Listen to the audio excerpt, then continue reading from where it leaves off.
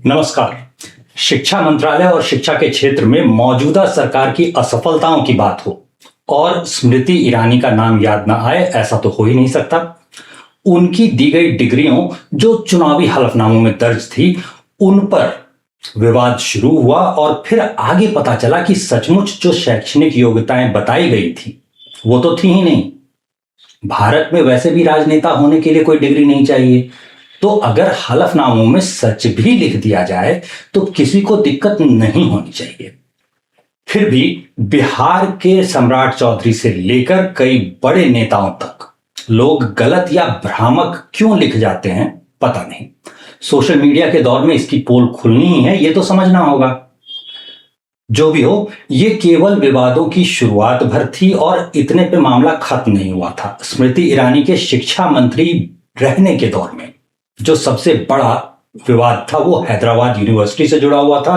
रोहित वेमुला नाम के एक छात्र ने आत्महत्या कर ली थी। बाद में पुलिस जांच में उनके दलित ना होने, गलत कागजों के जरिए एडमिशन लेने और भारी कर्ज में डूबे हुए होने जैसी बातें सामने आईं, लेकिन तब तक देर हो चुकी थी। छात्रों के वैचारिक मतभेद और असंतोष इतने बढ़ चुके थे कि मंत्रालय पर प्रशासनिक हस्तक्षेप बनाने के आरोप लगे, जिसके कारण देशव्यापी छात्र विरोध का जो प्रदर्शन था वो सब शुरू हो गया। और अब तो रोहित वेमुला के नाम पर एक एक्ट बनकर इतिहास में दर्ज होने लायक असफलता जो है वो सत्ता पक्ष से चिपका दी गई है। इसी दौर में जवाहरलाल नेहरू विश्वविद्यालय यानी जेएनयू में हुए एक तथाकथित आंदोलन में राष्ट्र विरोधी नारे लगे, ऐसी बातें हुई और इस दौरान मंत्रालय के रुख के कारण कैंपस में भारी तनाव रहा। कम्युनिस्ट पार्टी से राजनीति शुरू करके कांग्रेस में जाने वाले कुछ नेताओं के लिए यह अच्छा अवसर रहा और ऐसा कहा जा सकता है कि स्मृति ईरानी की एक असफलता राष्ट्र विरोधी कहलाने वाली ताकतों को एक नया नेता देना भी था। इस मामले में डैनियल राजा जैसे जो कम्युनिस्ट नेता थे उनके बच्चे भी शामिल थे, लेकिन बाद में कोई पुलिस कार्रवाई उन पर हुई नहीं।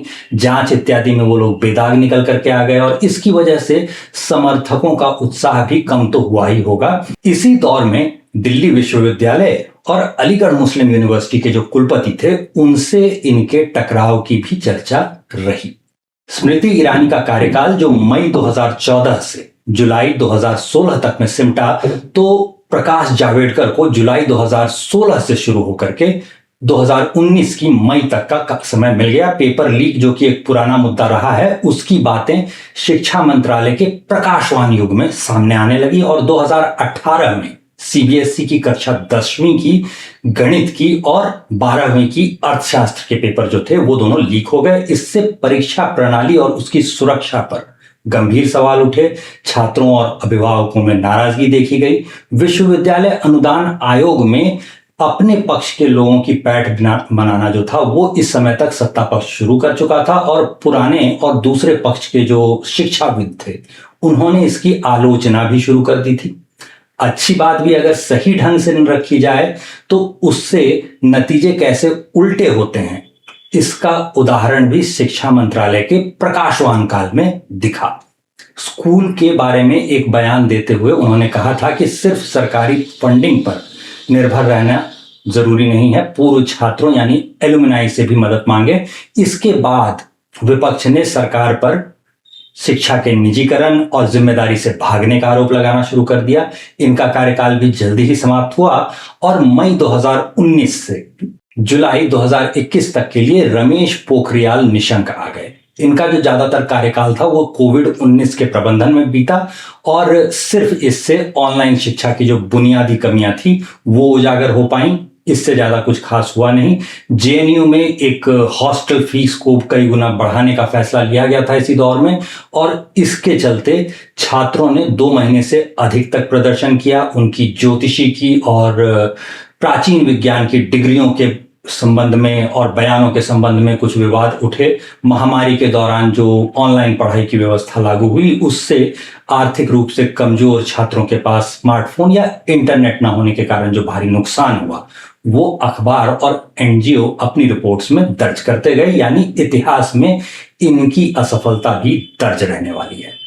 इनका कार्यकाल बहुत छोटा सा था, तो जाहिर सी ही बात है कि असफलताएं भी बहुत कम ही रही हैं। पुराने दौर से जो पेपर लीक की बात हम कर रहे थे, हमने जो शुरू में ही बात कही थी, वो इसलिए कही थी क्योंकि जुलाई 2021 में धर्मेंद्र प्रधान शिक्षा मंत्री बनकर आए। ये चुपचाप काम करने वाले व्यक्ति माने जाते थे और 1997 के पेपर लीक का ही जो उड़ीसा का मामला था, उसका विरोध करने के बाद इनकी राजनीति की शुरुआत हुई थी, ऐसा कहा जा सकता है। इस प्रदर्शन के बाद ये संघ के जो छात्र संगठन एबीवीपी होता है, उससे ये भाजपा में आ गए थे। सत्ता पक्ष के लोगों का यूजीसी में इस समय तक पूरी तरह कब्जा हो चुका था, ऐसा कहा जा सकता है, क्योंकि एक भी नाम किसी और पक्ष का गिनाया जा सके ऐसा अब नहीं हो सकता।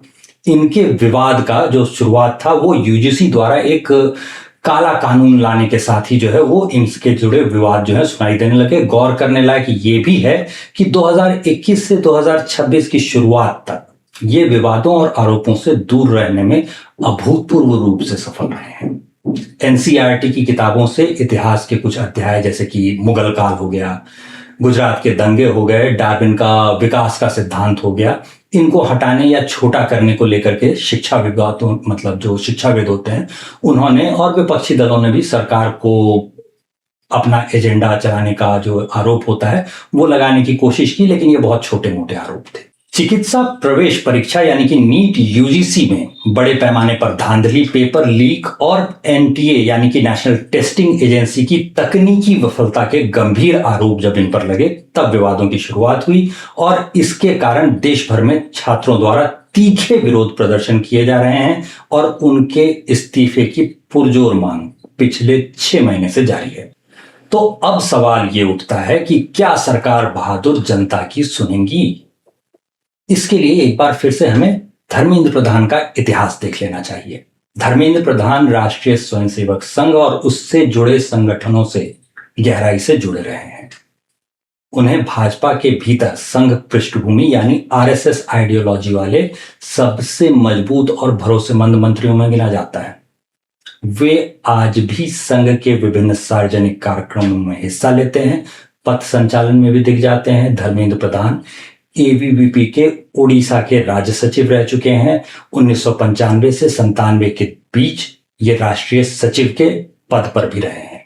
एबीवीपी के नेता के तौर पर ही उन्होंने 1997 में उड़ीसा की तत्कालीन सरकार के खिलाफ राज्य स्तरीय परीक्षा में पेपर लीक के एक बड़े मामले में सचिवालय के सामने एक बड़े छात्र आंदोलन का नेतृत्व किया था और पुलिस लाठीचार्ज जब इसमें हुआ तो उसमें वो गंभीर रूप से घायल भी हो गए थे। धर्मेंद्र प्रधान 1998 में औपचारिक रूप से बीजेपी में शामिल हुए। इसके बाद भाजपा के युवा संगठन जिसे बीजेवाईएम कहा जाता है उसके राष्ट्रीय अध्यक्ष ये रह चुके हैं, राष्ट्रीय महासचिव भी बने हैं भाजपा के। और कथित रूप से पेपर लीक मामले में उनका नाम सामने आने के बाद भी इनके ऊपर कोई कार्रवाई होती हुई दिख नहीं रही है।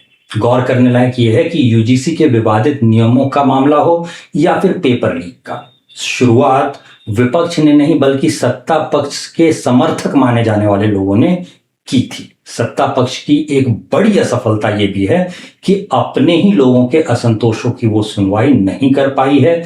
जल्दी ही धर्मेंद्र प्रधान पर कार्रवाई होगी ऐसा बिल्कुल भी नहीं लग रहा। हाँ, असंतोष के नतीजे जो है वो चुनावों पर असर डालेंगे, ये निकट भविष्य में जरूर दिख जाएगा। मिलते हैं अगली कड़ी में।